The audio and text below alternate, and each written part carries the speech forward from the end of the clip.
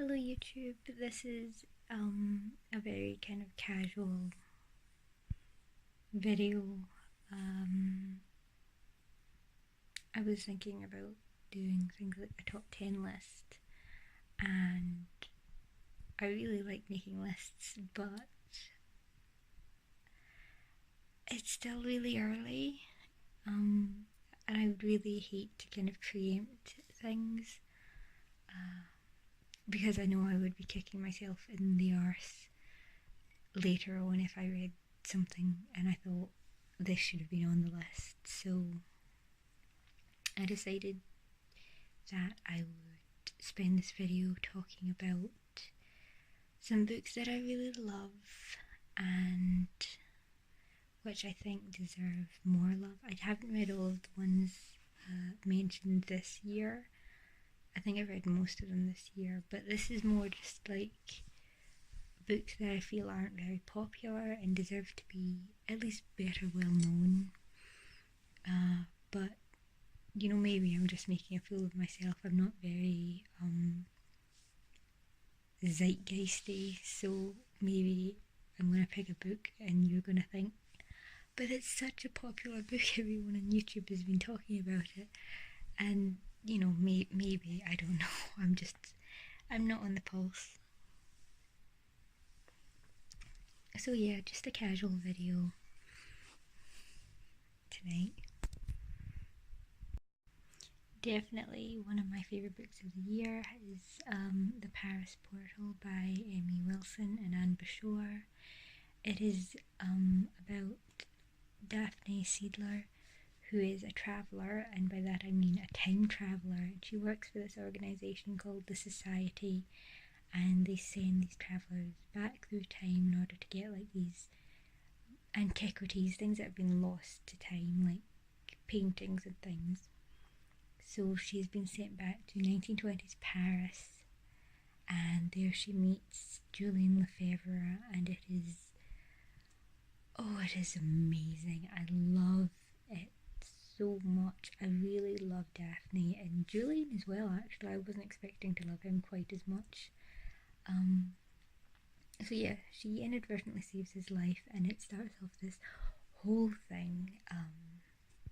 And she ends up having to drag him through the portal at one point, and then you get this whole kind of fish out of water thing, which I love. It's just, when it's done well, it's really done well, and it's really done well here. So yeah, and they also fall in love, which is just great. Yeah, so I think this is just one of those books where I think I pretty much loved all of it. It was also actually, I think, the first book that I've ever won in a giveaway, which was just amazing. I was not expecting to win at all. In fact, I had to show my mum the message that I got from them in order to be sure that, yeah, this has actually happened. I have actually won. And then she had to help me like draft up the response because I just did not know what to do. It was very embarrassing. But yeah, no, I won it, and I got a map as well and some bookmarks, and I framed the map that's up in my book room. You've probably seen it behind me at some point. It's also signed. I don't know if you can see it. I know I can't because I'm not wearing my glasses, but yeah, so it's signed. It's great. I love Paris as a setting. I just love Paris, and I love the 1920s here. Like here in this book, it's generally not a time period that I'm interested in, but it really kind of works here. And yeah, the Julien's family actually as well. I quite like them as well. I didn't really know what to expect with this one, I'm going to be honest. But I love it so much. It's so good. You know what? One sec. So this came out this year as well, which is the Paris Invasion. It is the sequel. It is just as good as the first one. I I kind of get a wee bit nervous about sequels sometimes, especially when I really love the first book, because I'm always worried: is it going to live up to the first book? Is it going to live up to the hype? And it absolutely did.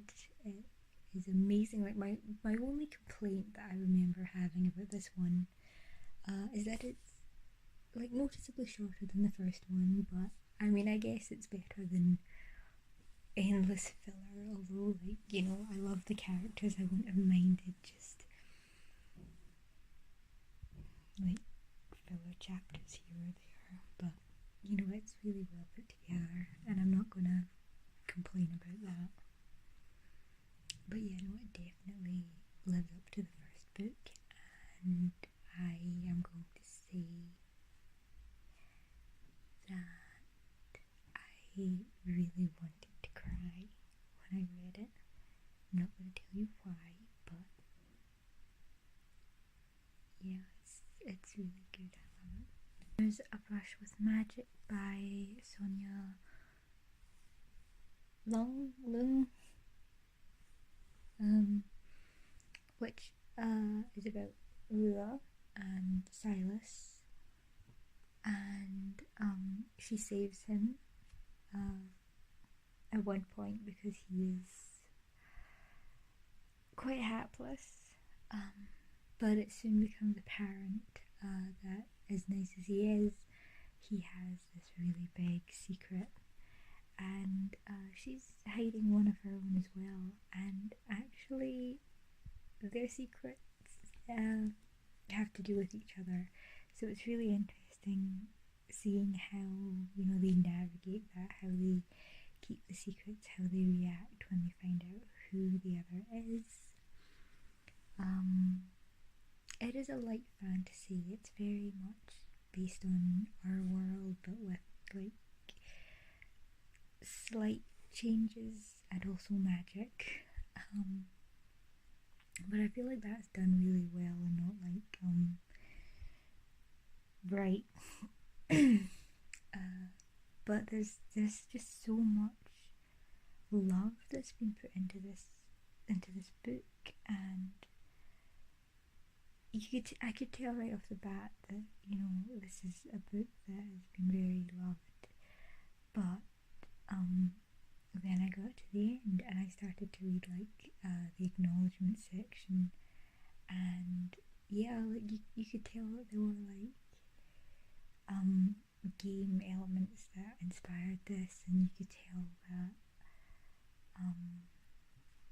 but and she mentioned like the sea shanties in this were like adapted from like actual sea shanties, and that she knows a little bit of Latin, and so all the spells are in the imperative, and it's just like, wow, there's so much work and love has been poured into this, and it's just so fun to read, and it's a very fun, kind of heartening read for that reason. I would say I find it very heartening. I like reading things where you can tell that it matters to the author, that it's really, really loved. And actually, this one is also I don't know if you can see, this one is also signed. The sequel came out this year as well, but I think I mentioned in another video, MCM was bought over by another company, and so like the usual people that you could find at the artist gallery were not there, and she was not there, so I don't have it, unfortunately. I've not got the sequel yet. I really wanted to get it at MCM, to get it signed as well, but we'll see. I might just have to like buy it and work something out. But no, it's definitely a really good book. If you want just something light and fun and funny, then I would definitely recommend this one. It's just so good, and I can't wait to see where it goes next. And lastly, because I'm actually really tired and I just remembered that I have a review to write up, Lastly, we have Sunfish Moonfish by Morag Lewis, who's done quite a few things that I've liked, but she's also from Sweatdrop Studios. This is a comic. I really, really like her art style, and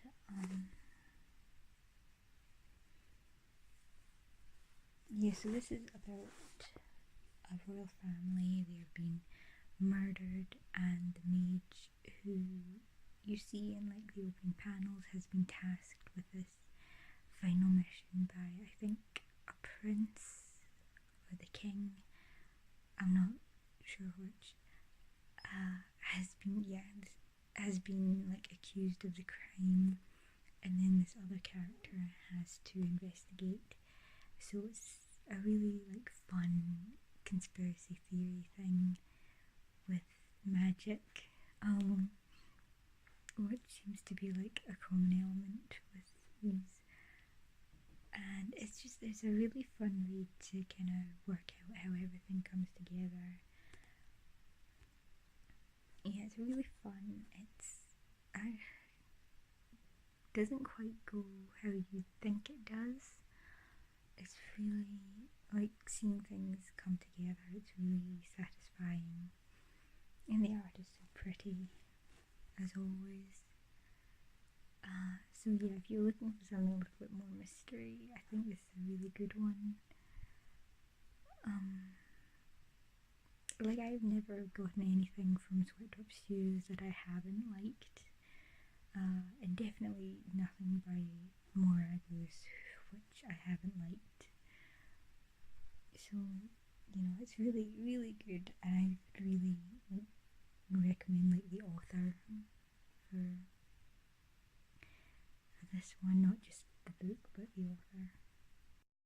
So yeah, a short, tired video, but I hope that maybe one of these books sounded interesting to you, that you'd like to check it out, because as I said, I really think that these books deserve more love, more attention than they've been getting. And thank you for watching. I hope you have a good night. Bye.